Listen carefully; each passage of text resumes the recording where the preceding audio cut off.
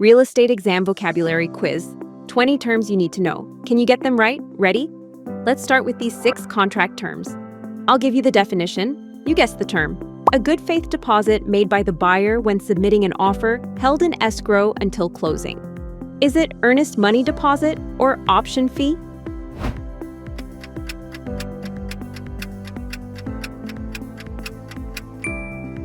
Earnest money deposit because it's specifically the deposit held in escrow that signals the buyer's serious intent. The option fee gives the buyer the right to terminate. A condition that must be satisfied before a real estate contract becomes fully binding on both parties. Addendum or contingency.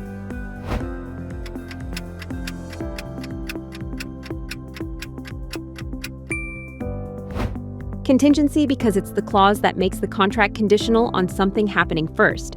An addendum adds or modifies terms, but it does not make the contract conditional to a previous action. A pre-agreed sum, often the earnest money, that one party is entitled to keep if the other breaches the contract. Choose between compensatory damages or liquidated damages.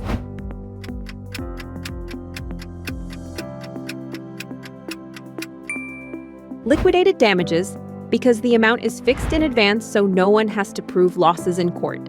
Compensatory damages are determined by a court after the breach, not agreed upon beforehand. Great. 3 terms down. Keep going. The last ones can be tricky, and you surely will need to tell them apart for exam day. Next definition. The proportional division of ongoing property costs, such as taxes or HOA dues, between buyer and seller at closing. Is it proration or concession?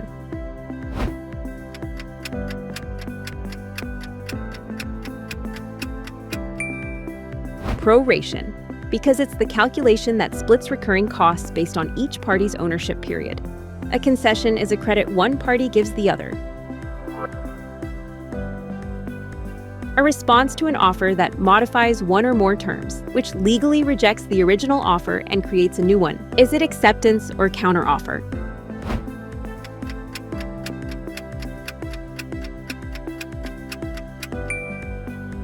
Counteroffer because any change to the original terms kills that offer and starts a new one. Acceptance means agreeing to all terms as is, with 0 changes.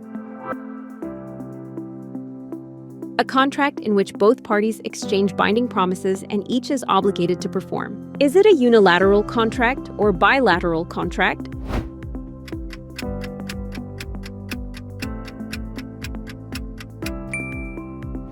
Bilateral contract, because both sides make a promise. I'll sell, you'll buy. In a unilateral contract, only one party makes a promise, the other accepts by performing an action.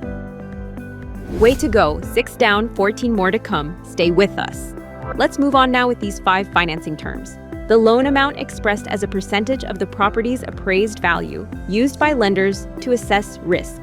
Is it loan to value ratio or debt to income ratio?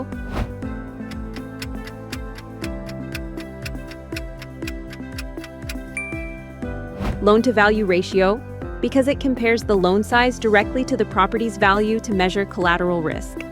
DTI measures the borrower's income versus their debts. Prepaid interest paid at closing, each unit equals 1% of the loan that permanently lowers the mortgage interest rate. Is it origination fee or discount points?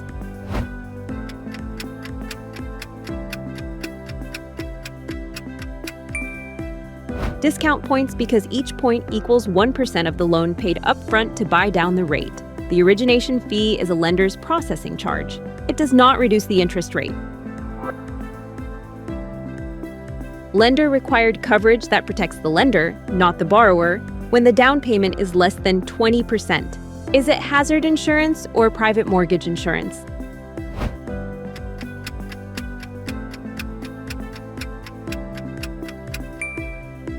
Private mortgage insurance because it's triggered by high LTV and protects the lender, not the borrower. Hazard insurance protects the property against damage, not the lender, and is required regardless of down payment size.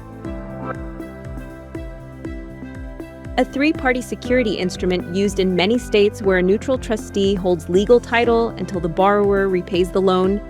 Is it deed of trust or promissory note?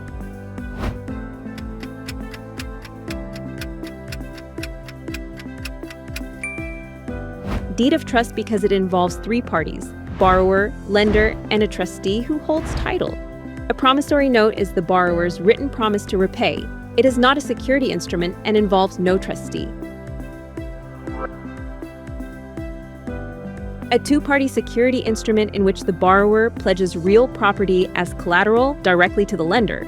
Is it mortgage or lien?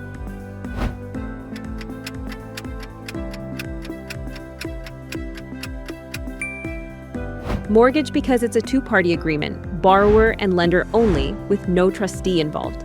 A lien is a legal claim against a property for unpaid debt. It's broader and not a loan instrument itself.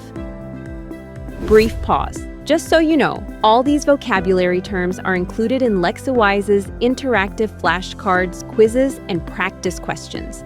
So while you're watching and learning here, you can also study everything in one place with full exam prep designed specifically for real estate students. Link in the description below.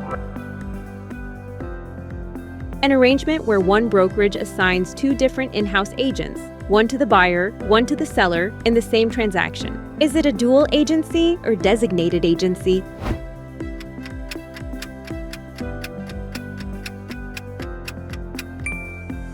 Designated agency because one firm represents both sides, but through separate agents to avoid conflict.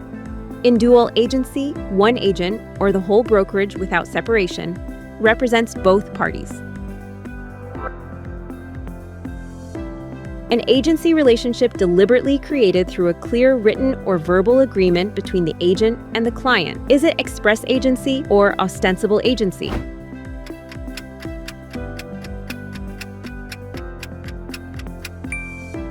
Express agency because the relationship is openly and intentionally established by both parties.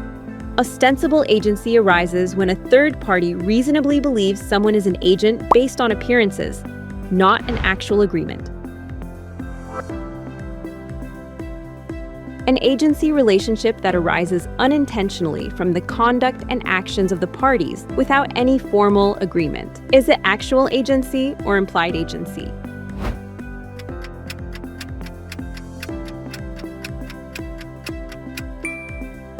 Implied agency because no one intended to create it. It formed through behavior and circumstances.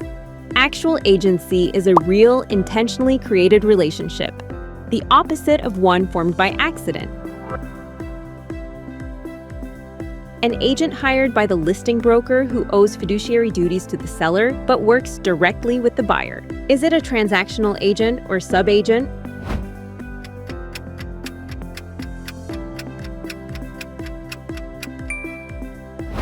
Subagent because they're an extension of the listing broker, so their loyalty stays with the seller even while helping the buyer.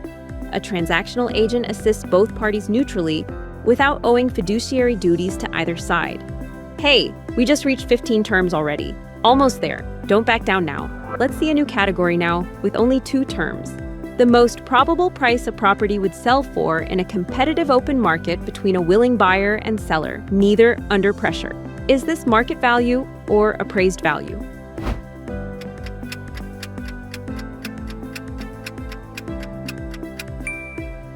Market value because it reflects what a property should sell for under normal, fair conditions. Appraised value is a licensed appraiser's professional estimate, which aims to reflect market value but is not the same thing. The dollar value assigned to a property by a local government assessor used as the basis for calculating property taxes. Is it assessed value or taxable basis?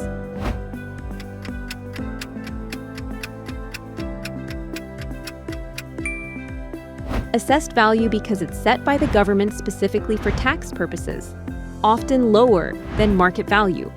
Taxable basis refers to the original cost of a property used to calculate capital gains tax. And here's the last category with the last 3 terms: a situation where a tenant continues to occupy a property after the lease has expired without the landlord's permission. Is it holdover tenancy with consent or tenancy at sufferance?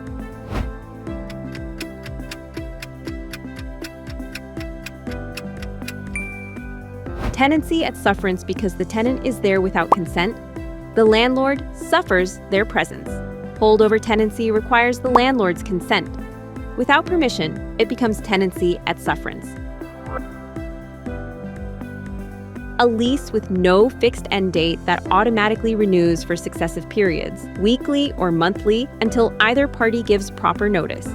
Is it periodic tenancy or fixed-term tenancy?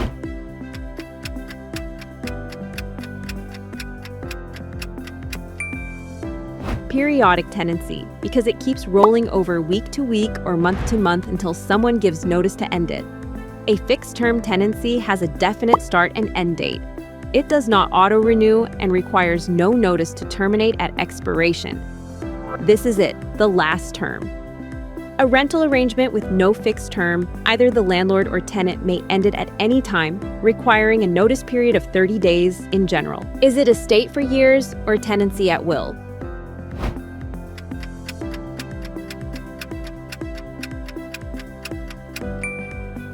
Tenancy at will because both landlord and tenant have full flexibility to end it whenever they choose. Despite the name, an estate for years is a lease with a specific start and end date, which is the most structured tenancy type, and the complete opposite of at will. And this is also the end of this video, future agent. I have shown you 20 terms, 20 definitions that show up on the exam disguised as trick questions. Now you know exactly what each one means and what it is not. Want to see these terms in realistic exam questions? Lexawise has unlimited practice exams with full explanations that will help prepare for your exam. You can find the link in the description below. And don't forget to like and subscribe for more videos like these.